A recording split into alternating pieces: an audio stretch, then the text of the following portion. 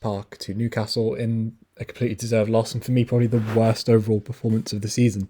Um, Wolves still in eighth, but I think with that, Wolves' kind of European hopes done now, especially when you count the Leeds game and some of the results, or results still to come at the weekend. I think that's Europe done for Wolves, and probably and look, Wolves are overachieving. This isn't a dig at Wolves or anything, but for me, this is probably the first game where, for me anyway, I've had proper criticism of Bruno Lage. Like, obviously, there've been some games where you've maybe disagreed with the odd pick or the odd substitution or whatever.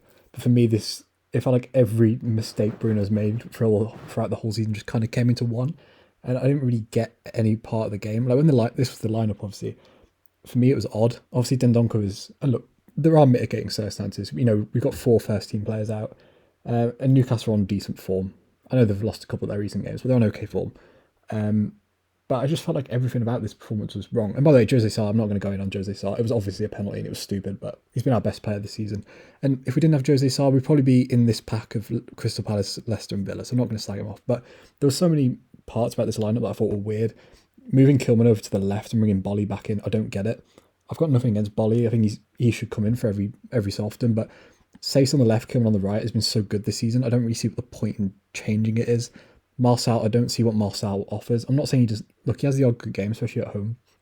But when you're away from home and you have such a slow lineup, you need someone like Nuri that can carry the ball out. And with Rain Nuri, we've got one of Europe's best young wing backs, and we just refuse to play him regularly. I don't get it. It makes no sense to me. I saw someone on Twitter say maybe it's because it's Ramadan. Maybe, I don't know. But this was happening weeks ago. So with Johnny, I thought this was probably Johnny's worst performance since he's come back. That's not a dig at him, but I think people have been saying, "Oh, we might have to sell Semedo, or Semedo might not play as much." As good as Johnny's been since he's come back, Semedo for me is still the number one fullback. He offers a bit of dynamism, carry the ball a bit better than Johnny for me. I thought Luke Condal had a pretty average game, but I'm not going to go in on Luke Condal. That's not his fault. Away from home at St James's, that's not probably your best. That's not the best game to have your second start of the season, especially in the midfield too. I'm not going to criticise him or Matinho. I don't think Matinho was bad, but the front three, I felt so sorry for Fabio Silva, man. Like after that Villa game, this kind of felt like the moment for him to come through. And I thought Trincao was okay. I don't think he was great. He was like a 5 out of 10, but at least he held the ball up. Hwang for me, look, I'm not saying Hwang's an awful footballer. I'm not. But I feel like I've said it so many times this season. He's not a winger for me. He offers nothing on the ball. He's not creative. He doesn't hold possession well. And every time he does, it's just a back pass. And that was basically the whole game, really. It was just I felt so sorry for Conor Cody. The amount of times he was just shouting at people to stop giving him the ball back. And I don't think you can't blame Conor Cody or Jan Martino for that. It was everyone around. And for me, Hwang doesn't offer anything. He went on one good run, fine. But apart from that, for me, I want to see him more centrally. He can't hold the ball up out wide. He can't really take on a man very often. He's not creative with his passing.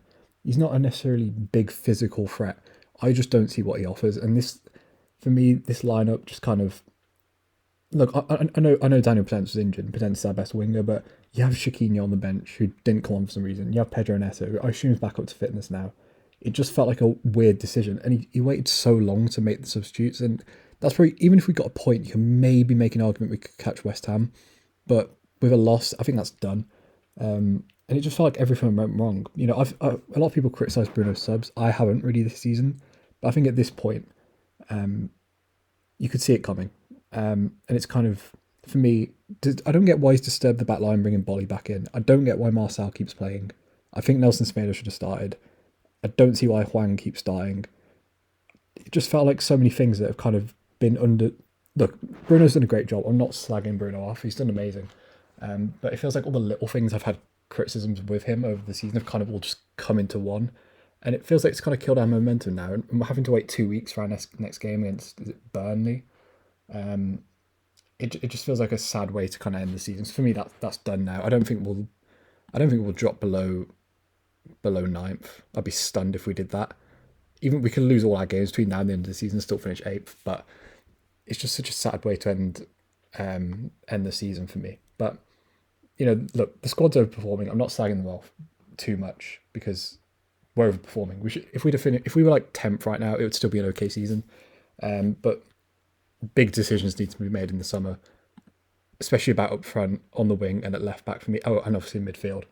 But yeah, I hope Bruno learns from this. For me, Aït-Nouri has to start the rest of the season. Same with Fabio Silva, and bring Roman Sace back in. 'Cause for me, Kilman looks better on the right. I don't know why. Some players are just like that. Like Harry Maguire always looks better on the left for me than on the right. So I don't know why he's the first person that came to mind. But yeah, I don't know, a lot to learn from that game.